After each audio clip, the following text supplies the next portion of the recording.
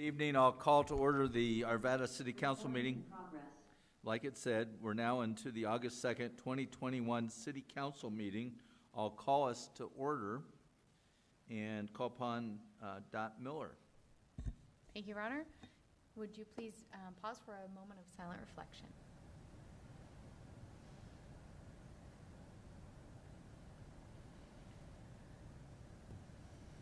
And now if we could stand for the Pledge of Allegiance.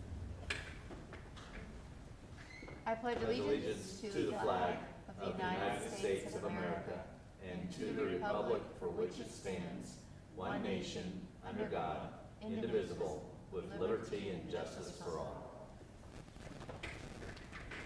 Thank you. Kristen Rush, if you'll do the roll call. Mayor Williams. Here. Mayor Pro Tem Miller. Here. Councilmember Pfeiffer. Councilmember Ford. Here. Councilmember Jones. Here. Councilmember Marriott. Here. Councilmember Simpson. Here. Very good, Mr. Marriott. Yeah, I'll move that we excuse Councilmember Pfeiffer. Mr. Pfeiffer is unfortunately having to deal with the floods up in Glenwood Canyon in his role with CDOT. Mr. Jones, how do you vote? Yes. All other votes are yes as well. Mr. Pfeiffer is excused from tonight's meeting. Next, we have the approval of the minutes from July 12th and July 19th. Are there any changes or corrections? Seeing none, they will stand approved as presented. Next, we have the presentation of the 2020 external audit and financial statements. Ms. Gillis. At this time, I'll ask Brian Archer, the Finance Director, to introduce our presenters. Thank you, Ms. Gillis. Mayor and Council, I'm excited to introduce Jody Cates, Managing Director for BKD. She's going to take a moment to go over our external audit. Thank you, Brian, and thank you, council members. Earlier this afternoon, we presented our required communications to Councilmember Marriott and Councilmember Simpson. Went through things in much more detail. This will be just a very high-level overview of this beautiful, comprehensive annual financial report that the city works very, very hard to put together. There are numerous hours, blood, sweat, and tears that go into this document. And really the audit results this year were outstanding. In what I communicated earlier this afternoon, there were no audit adjustments, no past audit adjustments, no formal management letter comments. This year, we audit the federal funds every year. This year in particular, we were focusing on the CARES Act funding and the Coronavirus Relief Fund, which was no small task for the city to undertake and figure out how to spend and to get that money spent, and they did an outstanding job. We generally will do that work in January. We put that work off until May, right at the end of the audit, to give them time to get through everything that Jefferson County was demanding of the city, but no findings there, which is outstanding. In addition, the city had to implement GASB 84, which was also a tremendous undertaking for both the city and the BKD team to work through all of those requirements. And so really with everything that they had on their plate, including the majority of the year being in a remote environment, the city should be very, very proud of these financial results. And Brian and Lisa and Deb and their teams just do an outstanding job, not only putting this together, but asking great questions throughout the year and getting continuing education and staying up to date on everything that is required. I'm happy to answer any questions council members might have about the audit process at this time. Mr. Marriott. So I don't have any questions. I just wanted to make a comment. The comment I want to make, I've served on the audit committee here in the city for a number of years, and always been really impressed at the work that the city financial staff does to do things in the right way and pass through these audits and not only that, but how they work with the auditors in the lead up so that they're for sure doing things the right way. I think this year was particularly exceptional, though, for a couple of reasons. One is the audit showed no findings whatsoever, that a completely clean audit, which for an organization the size of the city of Arvada, that's exceptional in and of itself. But particularly this year, given the COVID environment that we've all had to deal with over the last year plus, but also what's come with that, which is federal relief and different money streams coming to the city in different formats and different ways than they've ever come before, and then all kinds of different restrictions and rules on how those expenditures are made. I think for the city to have navigated that so well is also exceptional. And in fact, you know, in our audit committee meeting today, we have heard anecdotally that the city is really kind of a leader in that, and that other cities are turning to Arvada with help for how to navigate this. So I think it really points to the quality of our staff that has put this together, the quality of the whole organization, and the seriousness they take this with. So I just want to say to our staff, thank you, great job, and to our auditors, thank you for continuing to work on these audits and helping us be the best we can be. Of course. Well said, Mr. Marriott. Mr. Archer, to you and your team, you are cream of the crop, and we realize that, and we are so appreciative of what you all do for us. And as has already been pointed out this year in particular, with all the nuances that had to be followed and sort of learned about at various times with the process, you've done an exemplary job, and so thank you to the auditors for your good work and for recognizing what an outstanding team we have here at the City of Arvada. So thank you all. Thank you. Next, we'll move on to public comment, and Nancy Young.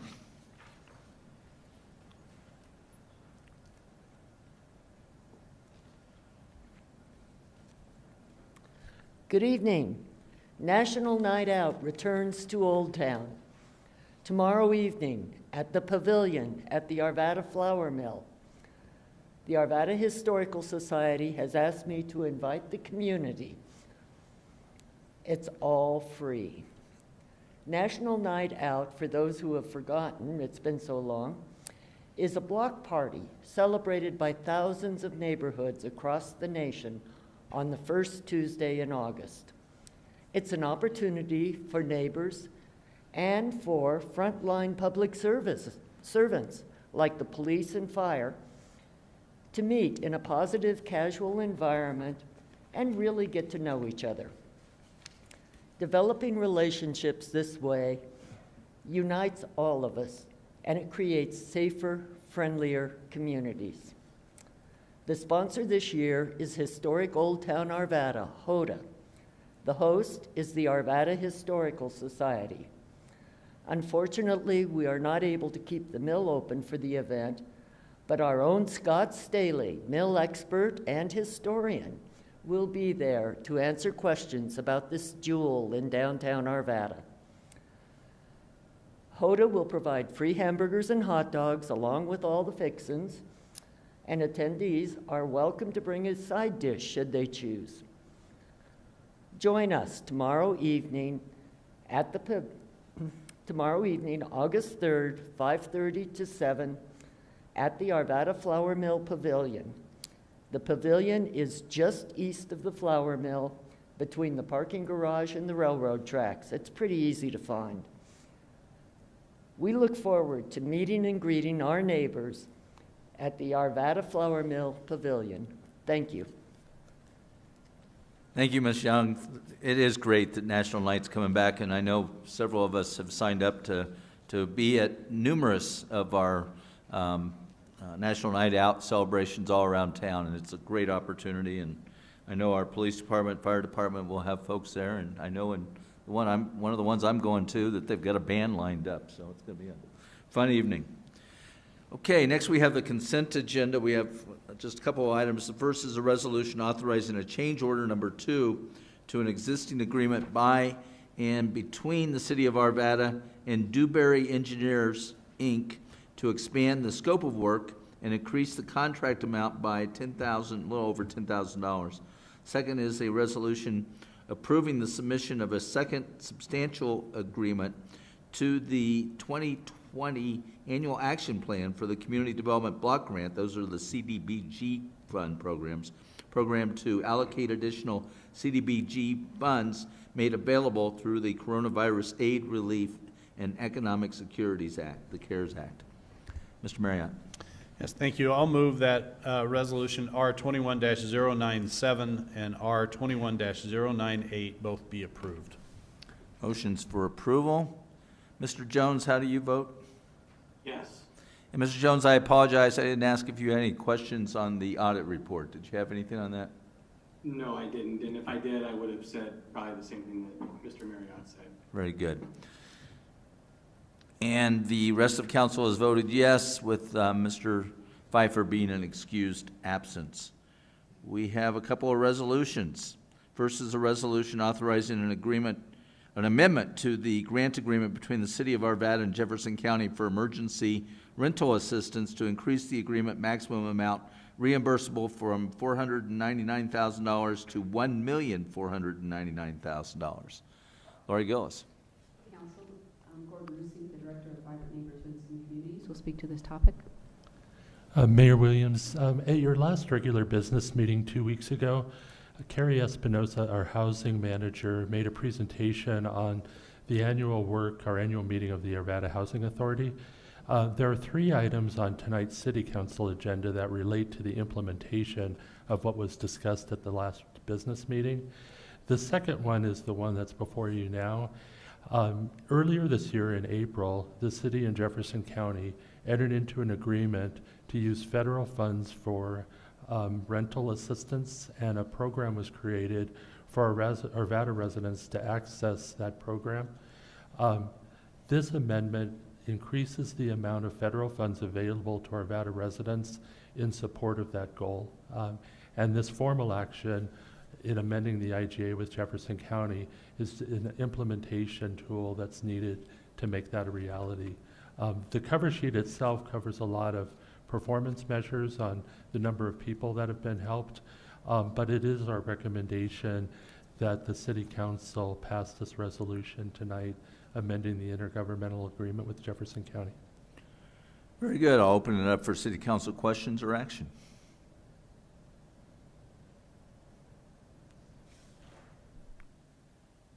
I'll make a motion if. Very good. Ms. Ford? You may proceed. I move that R 21-099, a resolution authorizing an amendment to the grant agreement between the City of Arvada and Jefferson County for emergency rental assistance to increase the agreement maximum amount reimbursable from $499,000 to $1,499,000 be approved. Motions for approval. Mr. Jones, how do you vote? Yes. Rest of council votes yes as well. That passes 6-0 with Mr. Pfeiffer being an excused absence. Our second resolution tonight is a resolution amending the City of Arvada's investment policy. And is Mr. Archer going to take that? Yes, he is. Very good. Mr. Archer? Mayor and council, on an annual basis, the city, with support from its financial and investment advisors, takes the opportunity to review our investment policy. Over the past couple of years, our investment advisors have identified some areas that we would like you to consider changing in our current investment policy. These would not be changes to our overarching policies of safety, liquidity, and return. They would just be updates to our ability and offer us additional investment items. I'd like to introduce Chris Blackwood, Managing Director of PFM, and he would provide a small overview of the proposed changes that we would like you to consider. Very good. Good evening.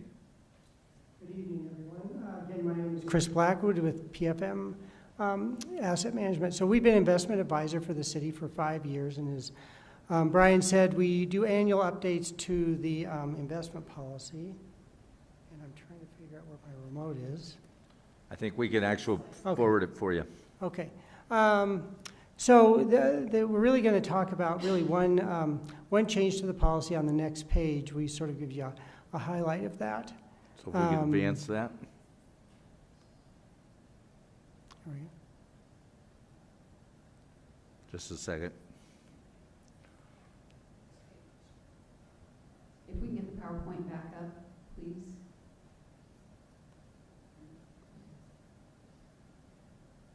Sorry, I was told it wasn't showing up correctly on the screen, so I'm trying to pull it up so you can see it better. Sorry about that. No worries. Thanks, Kevin. I always like it when we get voices from above. Can everybody see that okay? We can see that, but if you can advance it to the next page. Sure thing.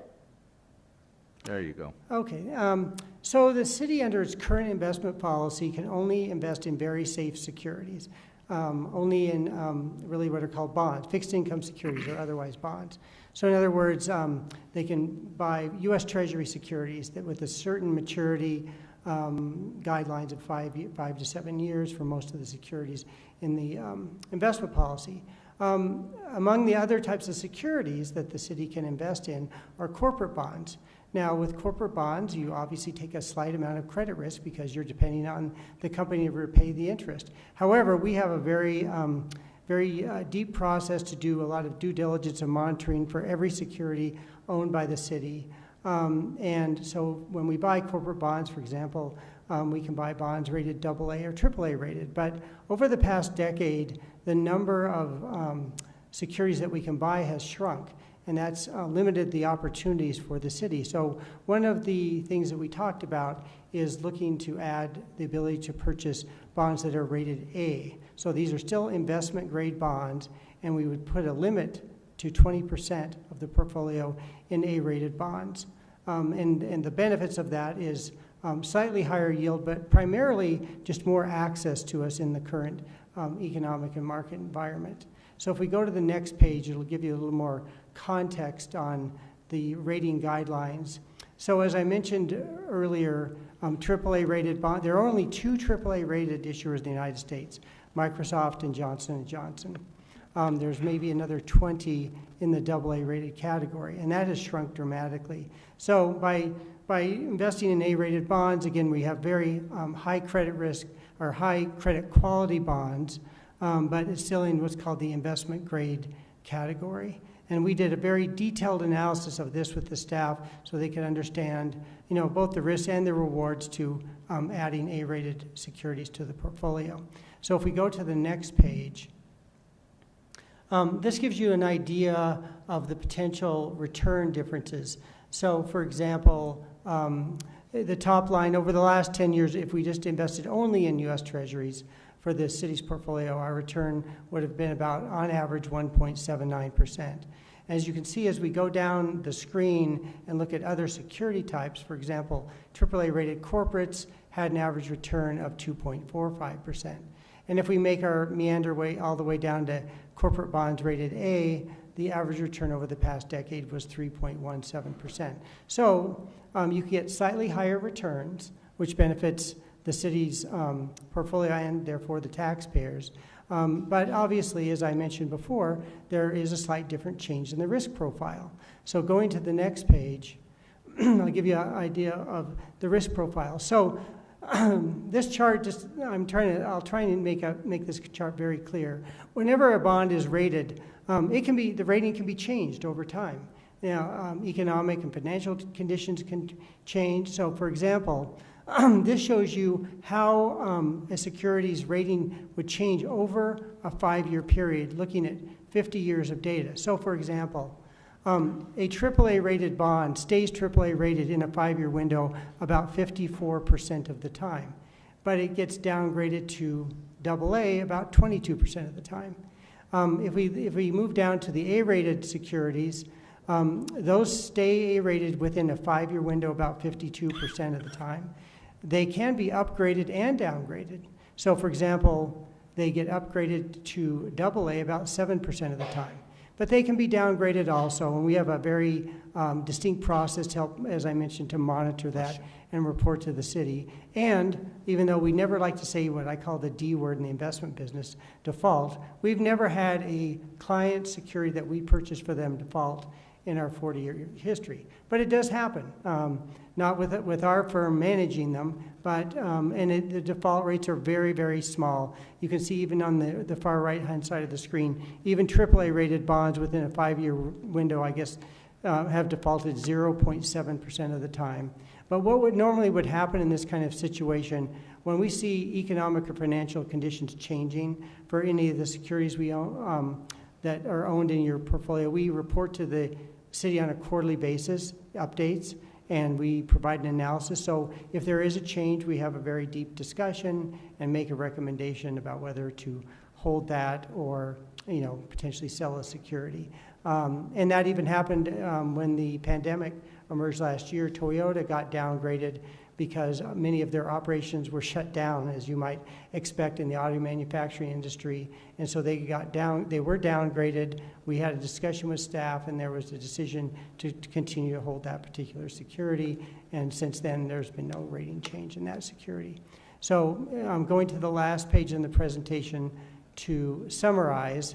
The benefits to the city are potentially higher returns in the portfolio, a much larger universe of security issues for which we can purchase in the portfolio. But as I mentioned, it slightly changes the risk profile of the portfolio, but we limit the amount that can be purchased in the portfolio of A-rated securities, not just for corporate bonds, for any type of bond we would buy, to 20%. And there are limits in the portfolio for other types of rated securities also, so this just adds to that. And that completes your presentation? It does. Very good. Mr. Marriott, you're first. Yeah, so I have a question for you. So I know there's several different reporting agencies that report the credit worthiness of different securities. And sometimes they don't agree, is that correct? That is correct. Okay. So the question I would have is if you were going to invest some of the city's money in a security that's rated A, does it have to be rated A by all of the reporting agencies, or just one, or multiple, or how do you split that part out? So your policy, let's see if I have a copy. No, it does not have to be, because there are actually a dozen credit rating agencies. So getting them all to agree would be not possible, given their different criteria. So for example, for the corporate bonds, let's see if I can just tell you very specifically. For corporate bonds, they have to be rated by 2 credit rating agencies. So they would have to be rated A by at least 2 credit rating agencies. If it was only one, we couldn't purchase it. Okay. So if it was what's called a split rating. Right. And you guys weigh all the credit reporting agencies equally, or I know there's a big 3 and then they drop off after that? That's correct. Moody's, Standard & Poor's, and Fitch are the primary credit rating agencies for the securities you purchase. We do our own credit research independent of them because, as we all learned, the rating agencies are not infallible. So we do not solely rely on the credit rating agencies' methodologies. We understand the differences between them, but they often may not react quickly enough, and we use other market indicators to try and get ahead of rating changes. So we don't, per se weight them in our rating process. It's a bit more nuanced in terms of how we do our own internal evaluations. Okay. And so I have a question then for Mr. Archer, if you don't mind indulging me here. So, it seems like changing our policy to accept riskier securities has some potential upside to it, but it seems to me with greater exposure to risk comes the responsibility for greater diligence. And no offense, but our investment bankers are going to do their job and do it the best they can, but ultimately the buck stops with us.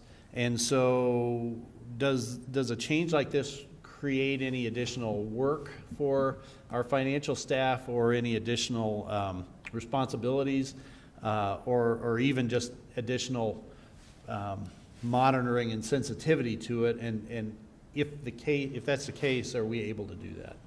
So I would say, of course, it offers a little bit more concern. We do have a full-time investment manager.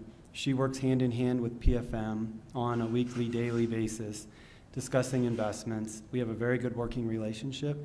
And if we have any concerns with any investments that they are proposing, we don't buy them. And so while it does add a little bit, we can certainly handle it. Okay, thank you. Ms. Ford? I just wanted to ask a question in terms of why or what is happening today that requires us to move to the lower rating. Sure. Well, I think the economic and market environment has changed really since the financial crisis.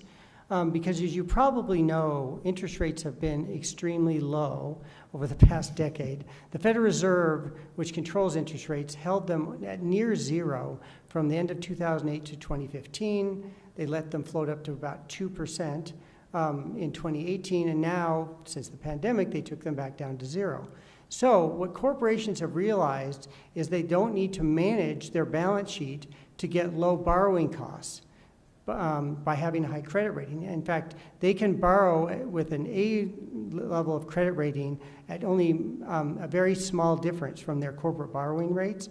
So they sort of started to manage their balance sheets for their corporations in a way that it generates an A-rated credit rating. I mean, they could, there are other, like Apple Computer, for example, is not AAA rated. They could be if they wanted to hold more money on their balance sheet, but I think they made a corporate decision. They don't want to hold that much cash on their balance sheet, and they'd rather deploy it in a different manner, and they can borrow at ridiculously low interest rates anyway. So that's sort of the big change, and that's why sort of the universe has shrunk among the AA and AAA rated categories. Corporations are just making the decisions to manage their balance sheets differently. Ms. Simpson? Thank you. First, I have a question, but then I'd like to reserve the motion. That's okay? That's fine. All right, perfect. So a couple of questions. One, if a company were to find themselves sliding past that A rating down into the Bs, what are the steps we would take? Like you mentioned Toyota, and we decided to hold, and probably a great call on Toyota, but maybe a different company that probably was having more struggles due to internal problems rather than external. So that's a very good question. So the investment policy even addresses that. So whenever there's a credit rating change, we immediately notify the staff, and we do an analysis of the credit rating change. And and part of that assessment, we review the parameters for the rating change, and we make a recommendation about whether to sell the security or hold it. So we have that discussion with staff, and it could be an occasion the staff may say, well, they might be more risk averse and they want to sell a security. That did not happen in the case of Toyota. And maybe 3 or 4 years ago, the similar thing happened with IBM. For example, they decided that they wanted to invest more money in different types of projects, so they reduced their balance sheet, which affected their credit rating. So it was sort of the devil's in the details in this. If a company is simply just changing directions, or if it's an external event that we feel like they can manage, we assess that. But if you're right, if they're in material or financial difficulty, then we would have a different take. And to give you a much further back viewpoint of this, probably the poster child for the worst situation that ever happened is Lehman Brothers back in 2008. So Lehman Brothers filed for bankruptcy on September 15th of 2008. No PFM client had that in their portfolio after May of 2006. So we saw the problems about 2 years before they emerged because of the research we did, because the market, we felt it wasn't paying attention to it. And all of our clients, just to let you know, are public entities or nonprofits. So we don't manage money for corporations. So we have ultra sensitivity, so sort of the safety aspect that Brian had mentioned earlier. Wonderful, thank you. And then just for our, anyone watching who isn't in Securities and Exchange, what are some of the companies we're talking about? You've mentioned IBM, Toyota, Apple. What are some of the ones that would have this A rating, just so the audience is more familiar with the kind of companies we're talking about? Caterpillar, John Deere, well, IBM now, are some of the more significant ones. You'll see maybe some financial services companies, some medium-sized banks in that area also. Great, thank you. Ms. Miller? Thank you, Your Honor. You spoke earlier about the Federal Reserve lowering their rates. In your professional opinion, in your crystal ball, Yeah. when are they going to raise them? We talk about this every quarter. So it's going to be a multi-tiered process. But you're being recorded now on television, so that's why I'm asking. Sure, yeah, and you're not placing any bets on this, I hope. No. So the Federal Reserve, they meet 8 times a year. We dissect every statement they make. But I'll tell you, the Federal Reserve Chairman, Jerome Powell, has been very transparent compared to previous Federal Reserve chairmen or chairwomen in the past. So he has made it really clear it's going to be a multi-tiered process. The economy is, so here's their sort of our assessment. The economy is starting to grow pretty quickly now. This will be probably one of the fastest growth years in almost 30 years, emerging out of the pandemic because of all the monetary and fiscal stimulus, like the CARES Act, which you mentioned before.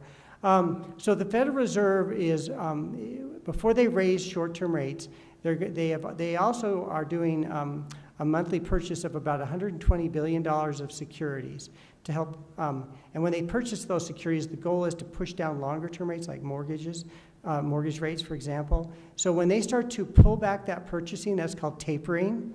It's been discussed a lot about when they would start to taper. In fact, as I was driving here, there was one of the Federal Reserve Board members discussing on CNBC when they might put that on the agenda to taper because of the strength of the economy. So when they start to taper, he said they might address it in September of this year. So they will start to taper first. That's going to be the first step to the process. And as they start to reduce those purchases down, the discussions in their board meetings will change about when to raise rates. And one of the indicators that we have, and this is in the packages that we give to Brian and the team every quarter, is something called a dot plot. In other words, they do an anonymous survey of the Federal Reserve Board members every quarter and ask them, where do you think rates should be in the future at the end of 21, 22, and 23? The overall assessment of the environment materially changed from March of this year to the June meeting because the economic conditions had started to boom in the United States. So there are now there's 17 Federal Reserve Board members. There's now a majority of them that believe by the end of 2023 rates should be higher than they are now. And they're but more split at the end of 2022. They are all uniform, though, that they do not think rates should be raised by the end of 2021. Thank you, sir, and we'll hold you to that. And I appreciate the dot plot, and I hope that you all think fondly of me every time you read it. That's, Mr. Jones, do you have any questions? I don't have any questions, but I will speak to the motion once that motion's made. Okay, very good. Ms. Simpson, you may make the motion. Thank you. You better make it right, or you may not get Mr. Jones to speak to it. All right. I move that R21-100, a resolution amending the City of Arvada's investment policy, be approved. Mr. Jones. Mr. Jones, do you wish to speak to the motion?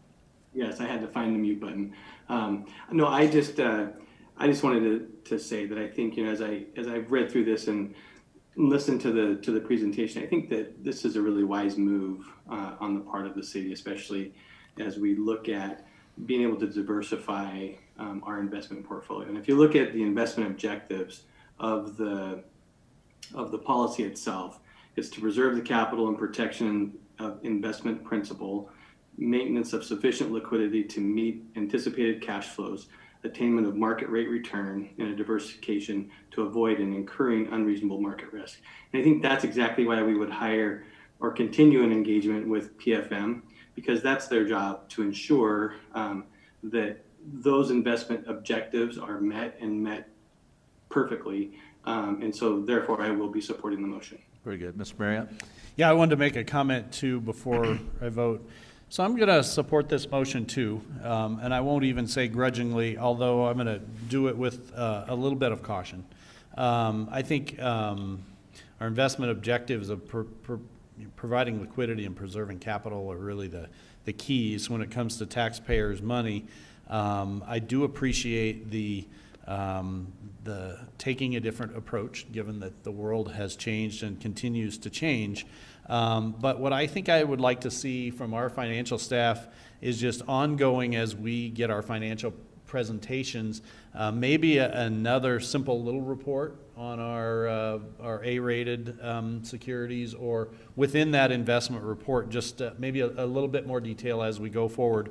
I believe that our advisors here are going to do a great job and do the absolute best job they can. I also believe our financial staff is on top of it and going to do a really good job. But the reality is, for the taxpayers, the buck stops with us. And so along with a little bit more risk, I think comes a little bit more responsibility, both on our financial staff's shoulders as well as ours. And so I'd like to just in the future see enough to be comfortable with those risks as we go forward. So with that, I'll also vote yes. Okay, Mr. Jones, how do you vote? Yes. And it's fine.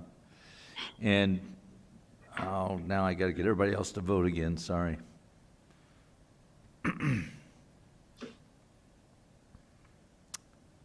And the rest of us voted yes as well, so that passes 6-0 with Mr. Pfeiffer being excused absence. Thank you.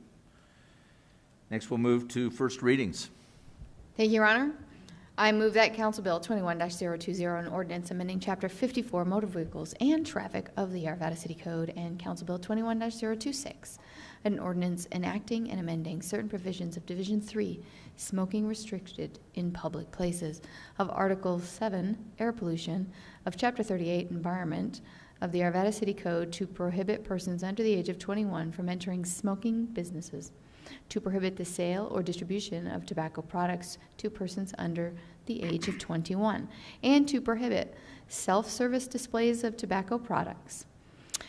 And Council Bill 21-027, an ordinance repealing and reenacting Chapter 82, Purchasing and Contracts of the Arvada City Code, and Council Bill 21-028, an ordinance submitting proposed amendments to Sections 4.3, 4.6, 5.13, and 5.14 of the Charter for the City of Arvada to the registered electors at the November 2nd, 2021 regular municipal election, and setting ballot titles.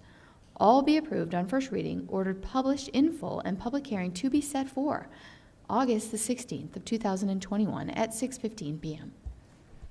Motions for approval on first reading. All votes are cast. Mr. Jones? Yes. And the rest of council present voted yes, so that passes 6-0 with Mr. Pfeiffer being an excused absence. Thank you. Next, we have an appointment to the Old Town Arvada Business Improvement District, what we call the bid board. Mr. Marriott. Thank you, Your Honor. I move to appoint Brandon Capps to the Old Town Arvada Business Improvement District Board for a 3-year term ending April 30th, 2024. Motions to appoint. Mr. Jones? Yes. And the rest of us in council chambers have voted yes as well, so it passes 6-0, Mr. Pfeiffer being an excused absence. With that, I will open the public hearing on Council Bill 21-025, an ordinance authorizing an additional appropriation to the Community Development Fund for fiscal year 2021. Ms. Gillis. Gordon Rusick. Mayor, members of council, this relates to the previous actions that you took. Recognize the infusion of federal dollars related to CARES Act funds and allowing or authorizing their expense. So this too has a staff recommendation for approval. Very good. Is there any member of the public that would like to address City Council on this matter? Seeing none, I'll close the public comment portion and open it up for City Council questions or action. Ms. Ford. I'll make a motion if there are no questions. You may questions. proceed. I move that CB 21-025, an ordinance authorizing an additional appropriation to the Community Development Fund for fiscal year 2021 be approved on final reading numbered 4771 and ordered published by title only. Motions for approval. Mr. Jones, how do you vote? I vote yes. Thank you. I'll speak briefly to the motion. This is a situation where we push a lot of money to the federal government from those of us in Colorado, and this is an opportunity for some of those dollars to flow back to our state. And what I'm so impressed by is the nimbleness of our city team in terms of pushing it out in the right direction. So thank you, Mr. Ruzick, and your team for getting those dollars out to the people that need them the most. So with that, that passes 6-0 with Mr. Pfeiffer being an excused absence. Thank you. Do we have any desire for public comment at this time? We do not, and we have no one signed up on Zoom. And then we'll move on to City Council reports. Mr. Marriott. Thank you, Your Honor. So I want to briefly bring up, we had a very big tragedy in the city last week with the untimely passing of one of our parks workers, Joe Herron. Mr. Herron, I did not know personally, but from all accounts I've heard, was a terrific city employee and team member, like all of our team members are. And it's a tough time for our family when we lose somebody. I happened upon last week at the top of the parking garage a memorial for Mr. Herron as the water tower was lit in green to honor our parks and vibrant communities and neighborhoods team. And it was quite moving. There were his coworkers, his family were up there. It was very moving to see them celebrating their team member, their friend, who was tragically lost. And I just ask everybody to keep all of our team in your thoughts and your prayers. You know, they do difficult jobs for us, and oftentimes at great risk to themselves. And we're all better for it. Our community's better, our city's better. And we should all make sure to give them the thanks that they all heartily deserve. Thank you. Thank you for that. Okay, Ms. Gillis, you've been filling in for the city manager. Do you have any updates or reports you'd like to make at this time? Not this evening.